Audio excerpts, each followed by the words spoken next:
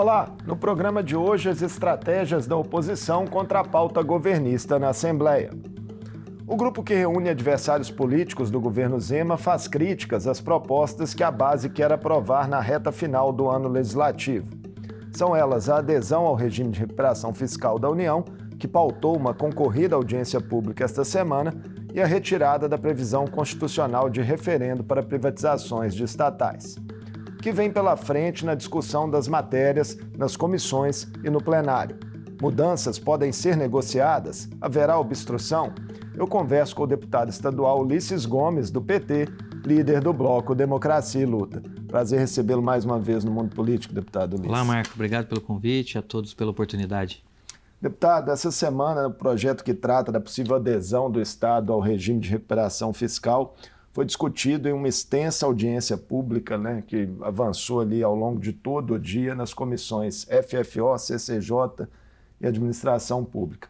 Qual a sua avaliação sobre as explicações que foram trazidas sobre o plano pelos secretários de governo, Gustavo Valadares, de Planejamento, Luísa Barreto, e da Fazenda, Gustavo Barbosa? Foram convincentes sobre a urgência da medida? Marco, primeiro dizer que o regime de recuperação fiscal é a oportunidade que todos nós teremos de passar o Estado a limpo, para mostrar para a sociedade mineira a mentira que foi ao longo dos 5 anos o governador Zema contando a historinha de que colocou o Estado nos trilhos. Que Estado é esse que está nos trilhos e hoje pede ajuda? Que hoje põe faca no pescoço dos deputados para votar um projeto, um plano de recuperação fiscal pedindo ajuda para fechar suas contas, porque ele está dizendo com isso que não dá conta de pagar uma parcela da dívida. Então, o debate que faremos e estamos fazendo sobre o regime nos dá essa oportunidade de ver o governador, nós estamos vivendo para ver, assinar embaixo a sua incapacidade de buscar uma alternativa de desenvolvimento para Minas, sobretudo confrontando aquilo que ao longo dos anos ele gastou milhões e milhões em comunicação divulgando isso. O Estado eficiente, o Estado que recuperou as contas, o Estado que está nos trilhos. E abre aspas para a fala da própria secretária de Planejamento, que nesta audiência categoricamente disse: é um Estado totalmente desequilibrado nas suas contas. Então este é o Estado que nós estamos vendo. E a audiência que você perguntou, lamentavelmente, eles não apresentaram nada. Foi uma apresentação de PowerPoint, sem apresentar na lei, no plano de recuperação fiscal, que era a nossa expectativa. Estudamos muito, nos preparamos para isso, toda a oposição, horas de debate, buscando informação junto à Secretaria de Tesouro Nacional, junto, obviamente, à Casa, pelo documento que receberam, para que a gente compreendesse. Esperávamos que exatamente os secretários viessem à Assembleia, junto às comissões importantes que são, para que a gente tivesse informações sobre o plano. O que fizeram foram responder perguntas e afirmar, e sair daqui com muitas afirmações essas que não constam na lei. Então não dá para dizer que foi esclarecedora. Foi um monte de promessas que nos preocupa, no sentido em que falam, vão embora, mas quem vai ser responsável em votar? E este voto sinalizar a que modelo que é de Estado, um Estado que penaliza o servidor, consequentemente, investimentos para o desenvolvimento do Estado, em políticas públicas do Estado, ele joga nas costas, no colo dos deputados, sem a gente ter garantias. Porque o discurso ficou dos secretários, mas a garantia das promessas que eles disseram não constam na legislação que está prevista a ser votada, no projeto de lei. Em reação a essas críticas de falta de transparência, que de fato o senhor e vários deputados da oposição fazem, o governo alega ter encaminhado aqui um arquivo à casa com 47 anexos, para ser estudado pela consultoria da Assembleia e por todos os parlamentares. A oposição já se debruçou especialmente sobre esse conjunto do material, deputado? E o que falta nele, essencialmente, na visão de vocês? Nós debruçamos horas sobre os documentos. A grande maioria dos deputados e deputadas do nosso bloco, lembrando, o bloco compõe 20 deputados e deputadas, são 5 partidos, 2 federações, a Federação PT, PV, PCdoB, mais Rede e PSOL. Estes deputados, debruçados sobre essas informações que foram encaminhadas pelo relatório da assessoria técnica da Assembleia, comprovaram, diferentemente do que os secretários aqui vieram afirmar, que não há previsão durante o plano da revisão e garantia dos professores, por exemplo, que é o piso nacional salarial. O governo omitiu essa informação no plano, então O governo tá expresso lá essa aprovou a lei, garantia. aprovamos a lei esse ano, o governo está pagando 12,64 que foi aprovado, apesar dos professores, pela legislação, prever mais de 14%, o governo mandou o projeto e foi aprovado aqui 12,64, né, sem dar todos os reajustes passados, mas a previsão deste ano está sendo pago o que foi votado, mas não prevê no plano os anos subsequentes. Então há um conflito naquilo que se fala, naquilo que está na lei. Não há previsão no plano, por tudo que nós estudamos, os documentos que a gente teve informação, das regras que ele tem que cumprir. Ele descumpriu, porque é importante o cidadão que está acompanhando esse processo, porque na verdade é um discurso que fica muito distante da vida do cidadão, né? Um regime de recuperação fiscal. Ele representa na prática uma pedida de ajuda para quem está financeiramente quebrado. O governador está com isso dizendo para nós que é como o senhorzinho, eu costumo dizer assim, é como aquele senhorzinho que chega em casa, está com uma dívida enorme e chega para a esposa e diz: meu bem, consegui resolver o problema da nossa dívida. Mas como? A gente não tem dinheiro. Ah, não, eu joguei para daqui 9 anos para os nossos filhos pagar. E é isso que o governador está fazendo. Porque ele construiu um plano onde ele tira toda a responsabilidade durante o período do seu governo. Ele foi ao governo federal, no governo passado, ele conseguiu autorização para entrar dentro do plano e ele está gozando de 1 ano de carência para começar a pagar a dívida.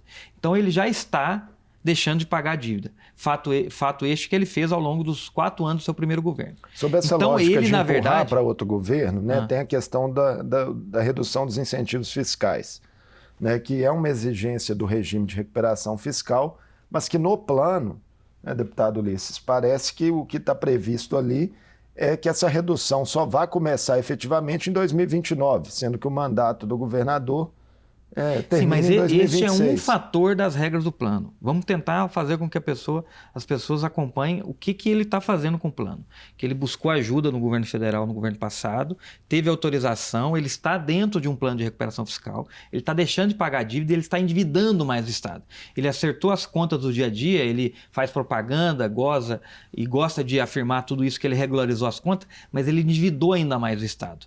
E ele está dizendo que a partir do ano que vem ele não consegue, mesmo com tudo que ele disse que estava preparado, pagar as contas. Ele está jogando para daqui 9 anos. Ele está pegando a bomba da dívida, aumentando o estopim dela e dizendo: ó, ela ia estourar o ano que vem, eu vou jogar ela para daqui 9 anos. É um paliativo. É um paliativo. Só que dentro disso tem um constante de regra, além da que você quer que eu chegue nela. Uhum. Tem regras que ele não cumpriu e ele não informou a Secretaria de Tesouro Nacional, que é o que eu acabei de dizer: o reajuste dos professores, então não tem previsão. Ele quer que a gente vote só no discurso do secretário, mas chega o ano que vem, ele não cumpre a meta fiscal e aí ele não paga. Convênios com as prefeituras, eles vão estar proibidos de fazer convênio, aí ele vem aqui dizer que pode fazer. Ele vai poder fazer, se ele cumprir a meta fiscal. Como que ele vai cumprir meta fiscal se ele já não informou e deixou de cumprir regras fundamentais, que é a previsão do reajuste para o ano passado, as emendas impositivas dos deputados, que são convênios que repassam para municípios que tem uma previsão legal que foi mudada este ano na Constituição do Estado, mudando de 1% para 2% ao longo de 2 anos, 1,5% e 2%. Ele comunicou apenas 1%. Isso tem um impacto financeiro nas contas significativo. Então vai chegar o ano que vem, ou ele vai enganar os deputados falando que não vai pagar e os municípios que tinham convênio, ou ele vai tirar de algum lugar. Então, na verdade, o plano dele já entra em desequilíbrio. E mais grave do que isso, além de emendas, além do salário, são benefícios que ele não poderia dar. Ele fala que está em dificuldade financeira, a regra do plano diz que ele não pode mais conceder benefícios fiscais e esse ano o governador foi e concedeu o benefício ao setor de locadoras, por exemplo, deixando de arrecadar só este ano dívida com eles de 1,5 bilhão de reais e uma previsão de mais de 3 bilhões de reais ao longo dos próximos anos. Então ele deixa de arrecadar de quem tem e vai cobrar. Ele aumentou o imposto esse ano em 2% dos supérfluos. Dos supérfluos, coisa que ele tinha previsto no plano passado, mas deixou de existir, e aí ele veio e aumentou o imposto. Então, na verdade, ele começou a deixar de cumprir regras. E ele não pode dar aumento com reajuste real, o que ele concedeu a si próprio, dando a ele e aos seus secretários 298%. Me criticaram uma vez que eu falei que é quase 300%, então não vou correr o risco de falar que é quase 300%. Só foi 298% de aumento a si próprio, com mais de 150% de valor real nesse reajuste. Com isso, o governador está descumprindo regras do próprio plano de recuperação fiscal. A Secretaria de Tesouro Nacional, ao obter essas informações no final de cada ano, vai reavaliar. O que vai acontecer? O Estado não cumpre suas metas fiscais e o ajuste é ainda maior. Com isso, aquilo que ele diz que tem previsão de, ao longo de 9 anos, dar apenas uma perspectiva de reajuste aos servidores de 3% em 2024 e mais 3% em 2028, não vai acontecer. Porque ele já está descumprindo regras e a conta não vai fechar. E com isso, tem aquilo que você perguntou em seguida, que são os incentivos fiscais. O Estado hoje, dados do próprio governo encaminhados na Lei de Diretrizes Orçamentárias na Casa, diz que hoje o Estado concede às empresas mais de 18 bilhões de isenção fiscal. Se o governo fosse pagar a parcela da dívida ao longo do ano, ele iria pagar 14 bilhões. Então, só o fato dele deixar de dar as isenções, ele já teria dinheiro necessário para pagar a sua dívida. Mas aí é uma escolha, porque governar é fazer escolhas, e o governador e sua base vai começar a sinalizar para quem governa, porque ele dá incentivos para quem tem condição de pagar, ele deixa de arrecadar esse dinheiro e no plano, na equação financeira ao longo dos 9 anos que ele tem que fechar a conta, ele diz que o Estado vai aumentar as isenções fiscais, ele já previu isso, de 2024 até 2028, saindo de 18 bilhões para 22 bilhões. A partir de 2029, começa a cair. Então o governador Zema diz o seguinte: eu vou continuar agradando os meus amigos, as empresas, vou tirar do servidor porque eu não vou dar reajuste, vou tirar de convênios para o município, vou diminuir esse serviço público, não vou fazer concurso, o povo vai aposentar, eu não vou poder aumentar. Ou seja, a consequência disso é óbvia, é diminuir serviço, diminuir a qualidade do serviço. Só que, para ajustar essas contas, a partir de 2029, o outro governador faça os ajustes, porque aí ele tira as isenções fiscais e o próximo, então, o segundo, a partir de 2032, começa a pagar a dívida dessa bomba que sai de hoje 160 bilhões de reais de dívida para 210 bilhões de reais.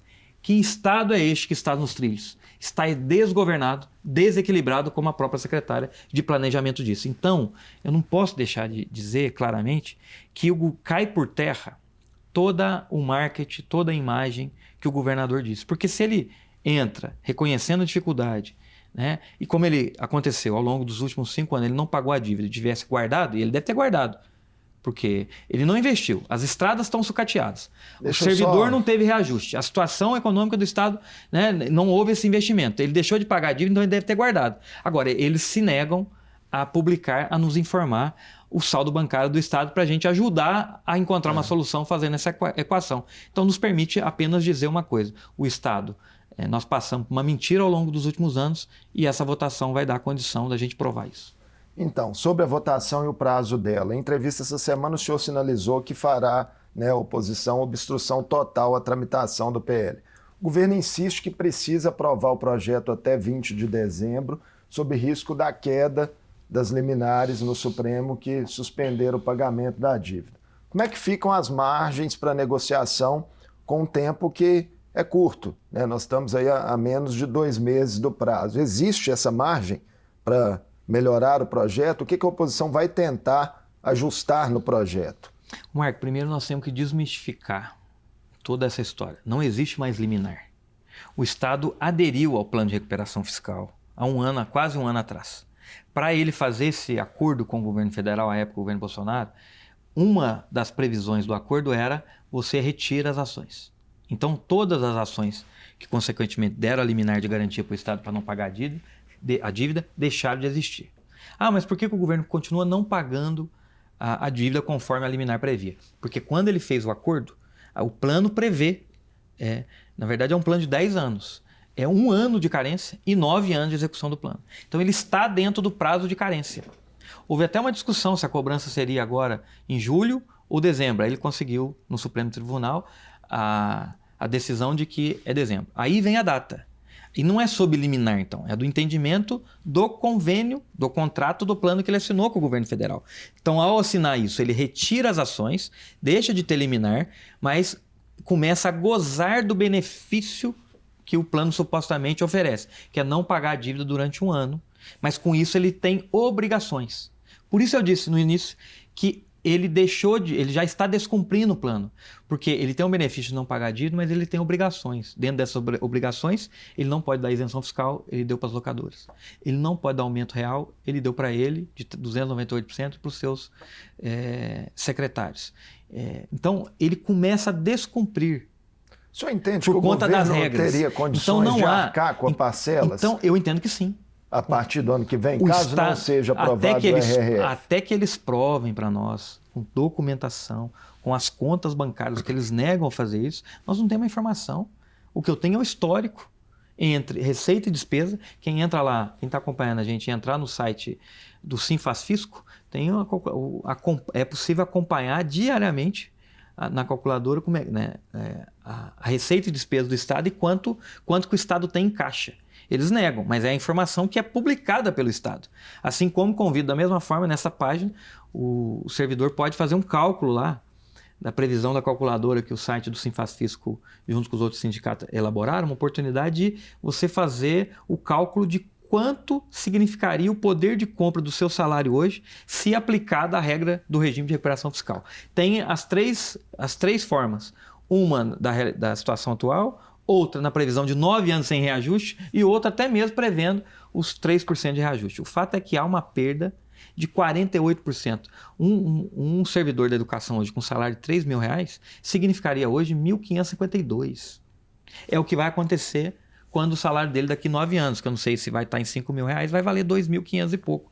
Isso é acabar com a vida do servidor. Um servidor de R$20.000, sei lá, da fazenda ou outro que ganha isso, vai valer 10 mil. Então, em qualquer situação de quem ganha pouco ou quem ganha muito, o poder aquisitivo dele perderá 48% num cálculo garantindo os 3% e 55% se ele não cumprir as metas fiscais e não der nenhum reajuste. O que a oposição pretende fazer em relação a emendas, né, para que possam minorar essa situação? Né? Olha, primeiro, não vou negar que nós vamos buscar no debate as informações necessárias para a gente ter garantia de tudo aquilo que a gente vai votar. Até então, o trabalho nosso será permanentemente de obstrução para que o Estado não faça adesão ao regime de recuperação fiscal. Nós temos que buscar alternativas e o Zema, o governador Zema, hoje nós estamos terminando o mês de outubro, até o momento não buscou diálogo com o governo federal. Não tem um gesto. Nós já tivemos 9 ministros do governo do presidente Lula visitando Minas Gerais. Se não fosse o presidente da Assembleia e a Assembleia Legislativa para receber, não tinha espaço institucional para ser recebido no estado de Minas Gerais. O governador se nega a dialogar, faz disputa política, eleitoral, ideológica desde o primeiro dia do governo do presidente Lula. Então ele não busca alternativa. E ele só entrega uma que beneficia a ele, porque ele joga o problema para frente, politicamente, aos seus amigos e, consequentemente, né, empresas e empresários, porque ele dá benefício a eles jogando o problema para frente, mas se nega a discutir solução, não é só com a oposição, com os servidores, ou, sobretudo, buscar isso ao governo federal. A imprensa tem noticiado, né?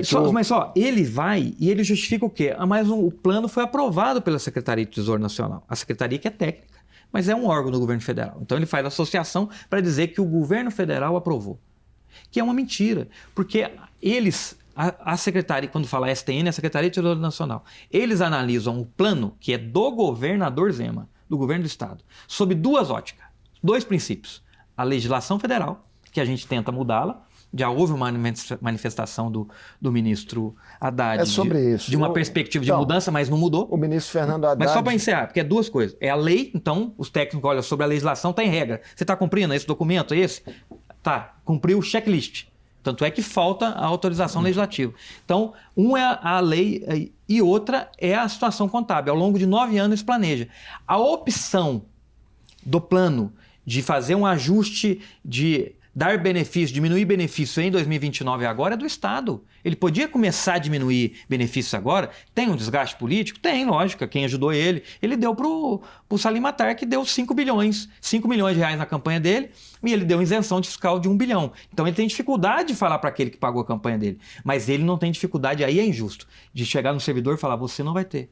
Mas ele pode diminuir, se ele não consegue hoje começar a isenção desses 18 bilhões de isenção fiscal para as empresas, mas ele pode parcelar ao longo do tempo e ir diminuindo. Mas ele optou, aí é uma opção do governo, não é da Secretaria de Tesouro Nacional, nem do governo federal, é do governo do estado. Ele fez uma opção de jogar o ajuste todo para 2029 e a dívida toda para 2032. O Zema já foi embora do governo nessa época. Ele está jogando o problema para depois. Então ele resolve o problema dele, dos amigos dele, faz campanha falsa em cima disso, porque o que a gente quer discutir é a situação real do Estado. Quem vai passar aperto a partir do ano que vem, dos anos subsequentes, por não ter reajuste, por consequentemente diminuir serviço público e não ter investimento, é o servidor e o cidadão que depende do Estado. Sobre essa construção de alternativa política, né? A imprensa tem noticiado que o ministro da Fazenda, Fernando Haddad, vai se reunir em breve com o governador de Minas Gerais e outros governadores de estados, né, como Rio de Janeiro e Rio Grande do Sul, que estão pleiteando aí novas contrapartidas, enfim, renegociações de suas dívidas. O que a oposição, né, que hoje está lá no centro do poder, no Planalto, sabe sobre o posicionamento político do ministro da Fazenda, Fernando Haddad, em relação à questão? Porque isso não foi explicitado ainda também, né? E nem há um projeto enviado da parte da União ao Congresso Nacional. A imprensa controlada pelo Zema, ela também é enganada pelo próprio Zema. A própria matéria que saiu essa semana de agenda com o ministro Haddad era uma mentira do Zema, porque ele não busca esse diálogo, não tem pedido de agenda dele. Tanto é que quando foi desmentido ali no dia anterior, né, ele mandou um e-mail pedindo. Ele tentou pegar carona numa agenda dos outros governadores do Sul. Quando chegou no Ministério, ele não ia... O Ministério é sério, ele está discutindo o problema do Sul, não está discutindo o problema... se o Zema quiser discutir com o Haddad, ele vai pedir agenda com o Haddad.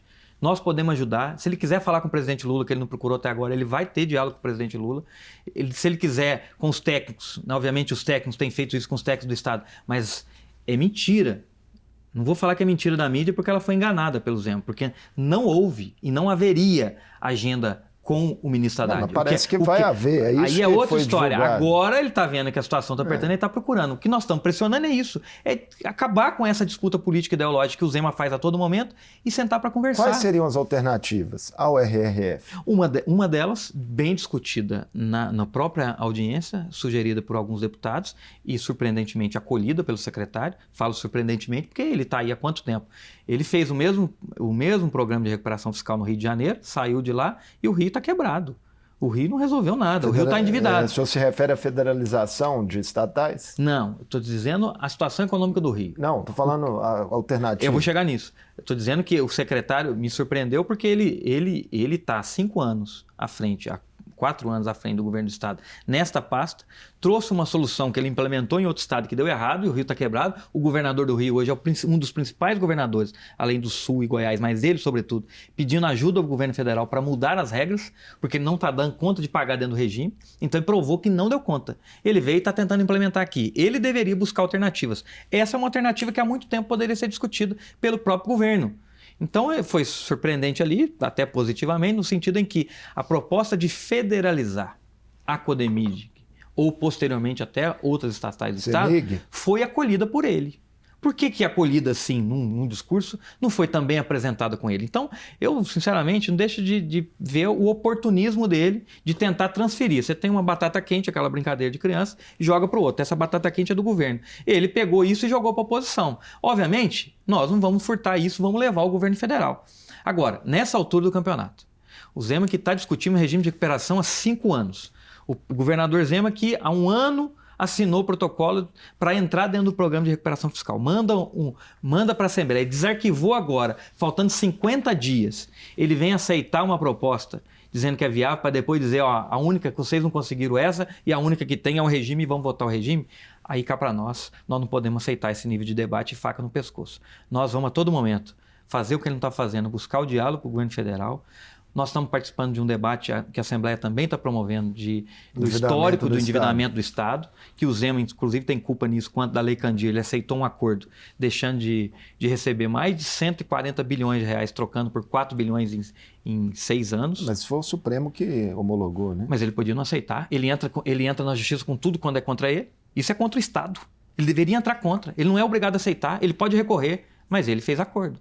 Então, nós temos que ver, dentro da escolha que cada um faz, o caminho que ele quer seguir. E o caminho que ele quer seguir, mais uma vez eu digo, além da mentira que ele está contando e está sendo desmascarada, hoje comprova que ele está trabalhando contra os servidores, contra as políticas que realmente fazem com que o cidadão tenham um atendimento melhor do Estado, porque a consequência vai ser muito penosa a todos estes que eu estou dizendo. No âmbito político, como é que repercutiu na bancada do PT o posicionamento público da prefeita de Contagem, Marília Campos, ex-deputada estadual, que fez críticas ali dizendo que o partido deveria ter um olhar mais cuidadoso em relação ao RRF e a situação fiscal do Estado? Marília é uma experiente, uma ótima prefeita, muito bem avaliada lá, mas ela fez esse comentário no caminho dela, na estratégia política dela, de sinalizar dentro da cidade dela um gesto para setores, digamos, da direita ou ligados ao governador Zema. Ela não fez isso pensando no Estado,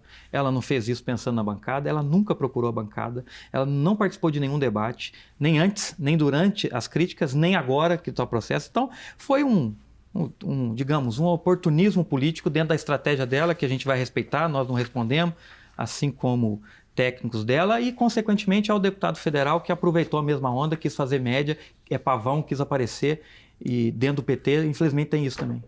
Quem que é o deputado federal? Deputado federal Reginaldo Lopes, que fez esse mesmo comentário, sem saber, sem participar. A bancada teve reunião de debate, ele não participou. A bancada foi em Brasília, o bloco todo, ele não participou de nada. Então, tem divergências, e eu acho que eu respeito também. Do jeito que a gente não você está fazendo comentário agora, a gente não comentou no momento, porque é a opinião deles, divergente totalmente da nossa, sem debater conosco, sem buscar informação e fazer uma crítica, cada um dentro do seu interesse. Conseguiram o que queria naquele momento e hoje está aí. Quero ver defender do jeito que o Zema está fazendo. Nosso tempo está acabando, mas rapidamente. Tem o primeiro round de votação desse projeto previsto para a CCJ na próxima terça-feira. E lá o relator, o presidente da comissão, Arnaldo Silva, apresentou ali um substitutivo com algumas mudanças, tentando assegurar a aplicação de recursos do Fundeb, manutenção de convênios com os municípios, vinculação de receitas de alienação de estatais, abatimento da dívida. Essas mudanças, como é que o senhor viu e qual que é a sua expectativa em relação a essa votação da terça-feira? Desculpa, eu perdi o começo dela. Você está falando que foi proposta de quem isso? Do Arnaldo Silva, do substitutivo dele, que ele apresentou. Tá, pois é. Isso aí está exatamente no que foi distribuído. Nós pedimos vista na Comissão de Constituição e Justiça.